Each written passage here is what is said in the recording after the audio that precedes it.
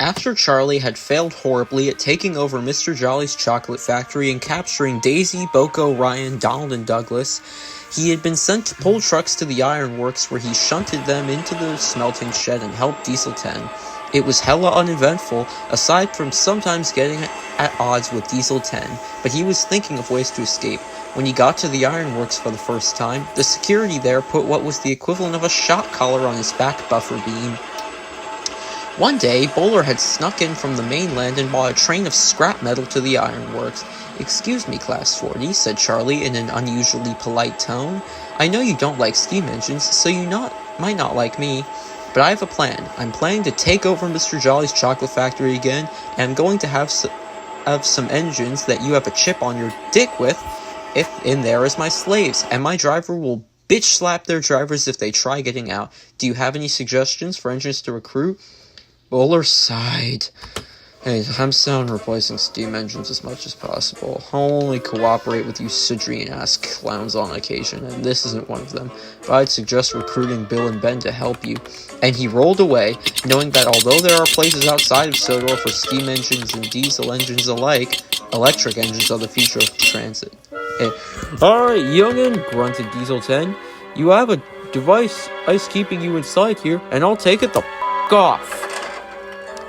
Now here's a Mac-10, pull those trucks outside the smelting shed and get your ass out of here, you fucking imbecile." "I'm bringing you indulgences!"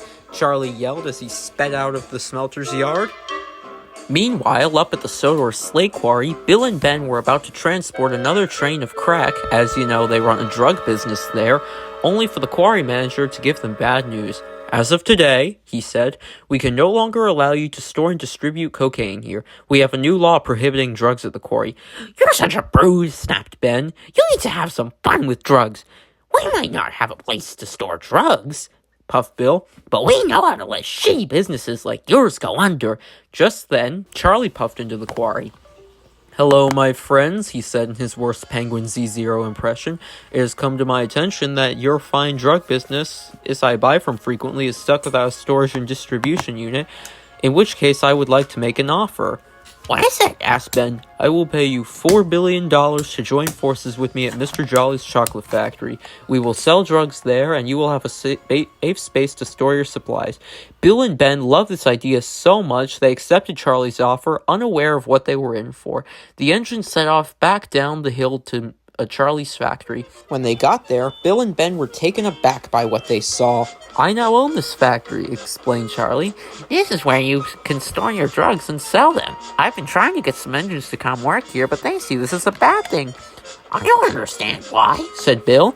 "You're like the nicest engine ever." Charlie smiled, knowing his plan was working well. "What do we do now?" asked Ben curiously.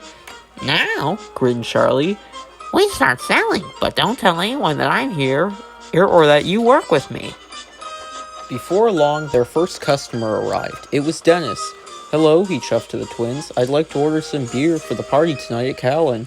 What beer do you think is the best for partying?" "Wheat beer and ale!" They all grinned devilishly and poured the beer into Dennis's tank instead of giving his driver some packages of beer. "Stop," moaned Dennis. "I can't drive since you forced drugs on me like that. I'd be breaking the law." His driver then called for help and Harvey pulled him home, while Emily pulled his trucks away. Later that day, Boko arrived. He saw Bill and Ben and got concerned. "Bill and Ben," he said, "you two are a lot of things, but dangerous is not one of them. Charlie is not someone you should be hanging around." "Why?" they asked crossly. "Charlie paid us to store our drugs and help sell them."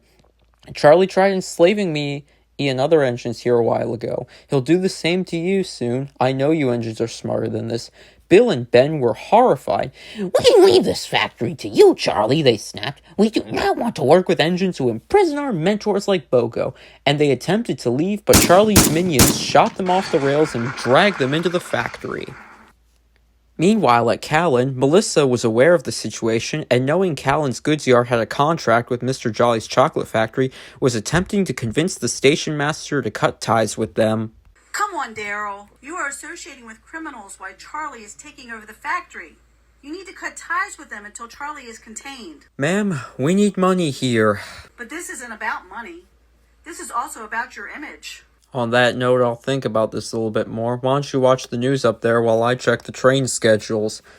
What you are watching is live footage of police, SWAT, and military forces attempting to break into Mr. Jolly's chocolate factory to stop a bomb from being launched.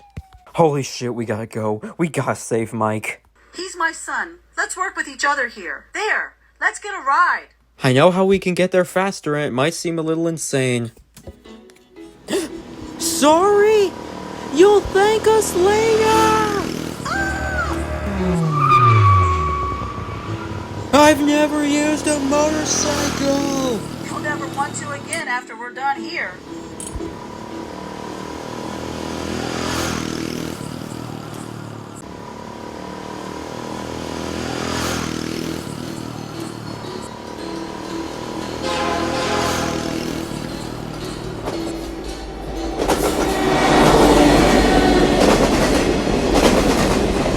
I got an idea how we can get over this crossing faster.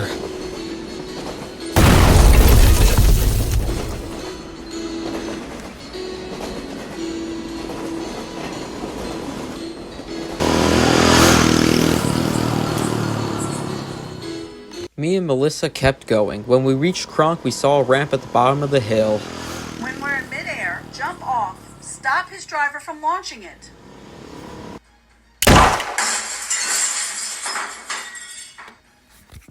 "Oh, my dear son, are you okay?" "Yeah," replied Mike, "I'm alive. Thanks for saving my ass. Out of all the things you do, I was not expecting to see you on a motorcycle like that." "I work out often, and sometimes I get Angela to join me.